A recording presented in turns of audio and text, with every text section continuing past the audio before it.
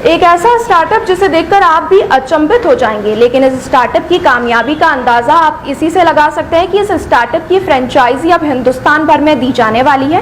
क्या है ये स्टार्टअप और आखिर क्यों जगह जगह इस समाज सेवा के स्टार्टअप से जुड़ने के लिए लोगों के कॉल आ रहे हैं।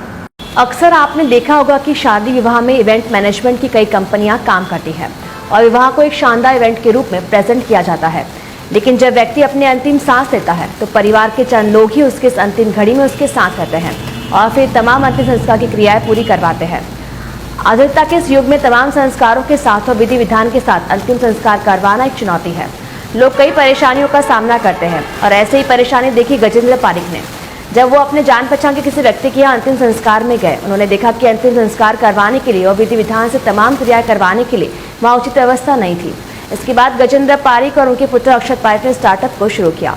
अक्षत पारिक चाहते तो अपने पिता गजेंद्र पारिक के तेल के व्यापार में उनकी मदद कर उसे आगे बढ़ा सकते थे, लेकिन उन्होंने समाज सेवा का रास्ता चुना और स्टार्टअप को शुरू करने की पहल की। स्टार्टअप को नाम दिया अंतिम सत्य फ्यूनरल मैनेजमेंट कंपनी।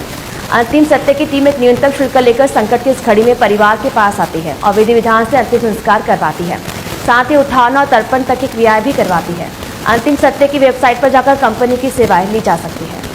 ये हमने जो स्टार्टअप शुरू किया है, ये हिंदू संस्कृति में जो सनातन धर्म है, उस सनातन धर्म को हम आगे ले जाने के लिए, और हमने ये स्टार्टअप जो शुरू किया है, तो आज के न्यूक्लियर फैमिली में जो सबसे समस्या आ रही है, जो एनआरआई फैमिलीज है, तो वो जब उनके माता पिता यहाँ पर रहते हैं, वो बाहर रहते हैं, तो जब उनकी मृत्यु हो जाती है तो वो लोग या तो आ नहीं पाते।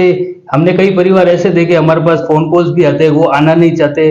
वो उनको कह देते हैं जो भी पैसा लगेगा हम दे देंगे, और जो फ्यूनरल कंपनी है आप उसको ठेका दो और वहां पे जो भी आपका कामकाज है करवा लो, हम आ नहीं सकते। तो ये जो समस्या हमने देखी समाज में, तो इनको देख के हमारे मन में एक विचार है, मैंने कहा अगर किसी का अगर अपन सेवा करनी चाहे तो हमारे जो लागत मूल्य है, लागत मूल्य के ऊपर हम उनको पूरी 12 दिन की पूरी सेवाएं देते हैं और पूरी विधि विधान से, तो उनके घर वाले नहीं होते तो भी उनको महसूस नहीं होने देते किसी को कि किसी कंपनी ने सेवाएं दी है। इस तरह की हम विधि विधान से सेवाएं देते हैं।